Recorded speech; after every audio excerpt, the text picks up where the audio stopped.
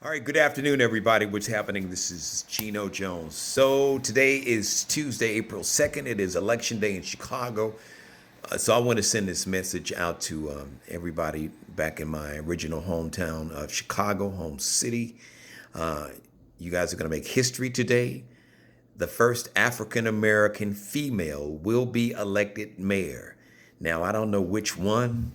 I'm not necessarily endorsing either one. The majority of the people whose opinion I value and whose knowledge and political astuteness and awareness that I respect are supporting Lori Lightfoot. So, Mayor Lightfoot or Mayor Preckwinkle, whoever wins this election, I hope you understand something. And I hope this is a message that can go to all the politicians. And I hope that you guys really take this to heart is that being a politician, at the end of the day, your real job is that of a public servant. That means you are to serve the public and do what's in the greater good for the entire city of Chicago.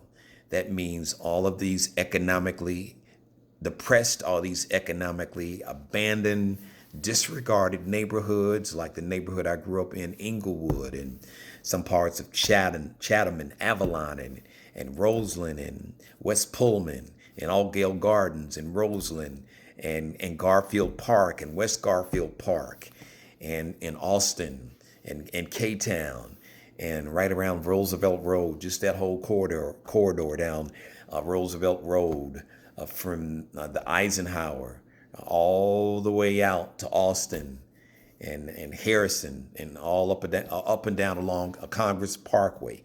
All of those areas have been, and in certain parts of the north side, and you could say certain parts of Pilsen, Humboldt Park, but specifically Gage Park. I could go on and on and on and on. So specifically, so Mayor Lightfoot, please understand your job is to serve the public.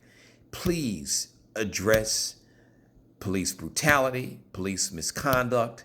It is inexcusable that the city has paid $113 million in police misconduct claims in 2018. That's inexcusable.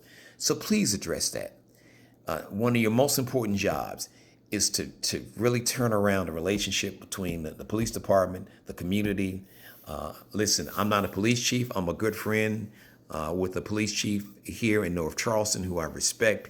So, but I do know leadership starts at the top, and the attitude and the mission of the police department starts in the mayor's office. So you have to set the tone and the climate with whoever your police chief is going to be.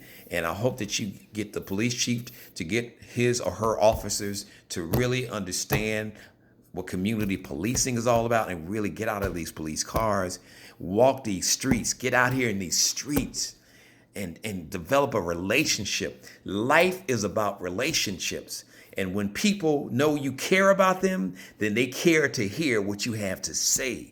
So the people in these neighborhoods need to know that the police department care about them and establish a relationship on a daily basis. Not when someone is shot or murdered or raped, but when there's nothing going on, and develop a relationship, not an adversarial relationship. When every time the police pull up, these young people feel threatened, wondering if they're going to be the next young black male or female to be the next Laquan McDonald. So you gotta, please, that should be one of your top priorities. Education also should be a top priority. You close, Rahm Emanuel has closed 50 public high schools. I know that my old high school, Dunbar Vocational, is really under siege. And I get the whole gentrification process. But these schools really could be such a huge asset.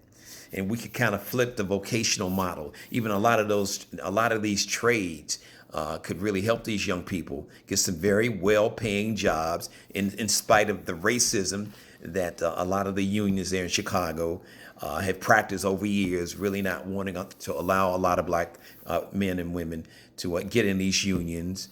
You had carpentry and brick masonry and welding and sheet metal and auto body and auto mechanics and electronics. So now I would hope that they would have programs to match the jobs of the 21st century, like coding, teach these kids how to write code and how to make and create software and make video games and the green jobs, converting homes into green energy. You need to have these type of programs at schools like Dunbar and CVS. And you got Lane Technical is still, and you got Whitney Young, and I could go on and on and on and on. So and one final thing, Mayor Lightfoot or Mayor Preckwinkle, you've got to address the economic inequality in Inglewood, in Lawndale, in Auburn Gresham, in parts of Chatham, in Roseland, in West Pullman, in Allgale Gardens, in Austin, and the Congress Parkway, all those neighborhoods, West Garfield Park and Garfield Park, K-Town, like I said, that Roosevelt Road corridor in Harrison, all up and down Congress, the Eisenhower or Congress Parkway, Humboldt Park, also the Hispanic community, Pilsen, Humboldt Park. You got to address the economic inequality. Now, I know these big corporations, they're used to having their hand out, and they always want something in the deal. What are we going to get out of the deal, with tax cuts? But, and this is my message to all the CEOs out there and all these large corporations, is you can be, you can make money. You can make a profit. You can be responsible and honor your fiduciary responsibility to your shareholders and be a good corporate citizen. Okay, you can be a good corporate citizen and make money. The two are not mutually exclusive. Yes, you can do both. Do you have the will? Do you have the heart? Do you have the compassion? Do you have the empathy and the humanity to really want to make a difference? All right. In life, we are all one or two things. We are a liability or an asset.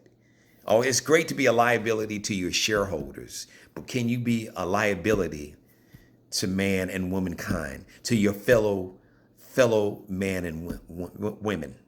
Can you be an asset to humanity and humankind? Because there's a great opportunity to where you could turn a lot of things around, because a lot of our millennials and post-millennials are being turned off. They are moving out of Chicago in groves, especially the Black millennials. I haven't seen any data on the Hispanic millennials or post-millennials.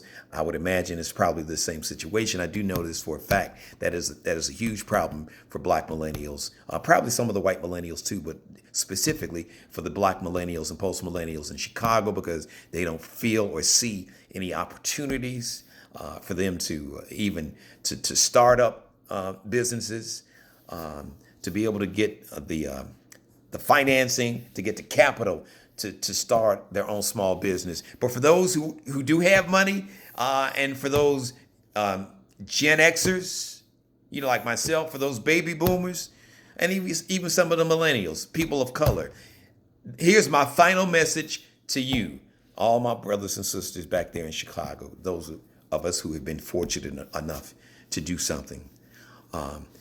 Let's not wait on Mayor Lightfoot or Mayor Preckwinkle or anybody else. You know what? Let's start small. Let's buy the block. Let's buy half the block. Shout out to Nipsey Hussle, and I so respect what his new hustle was, and it's something that I've been preaching for a long time. Why can't we gentrify our own neighborhood? Go back to the old neighborhood that you grew up in.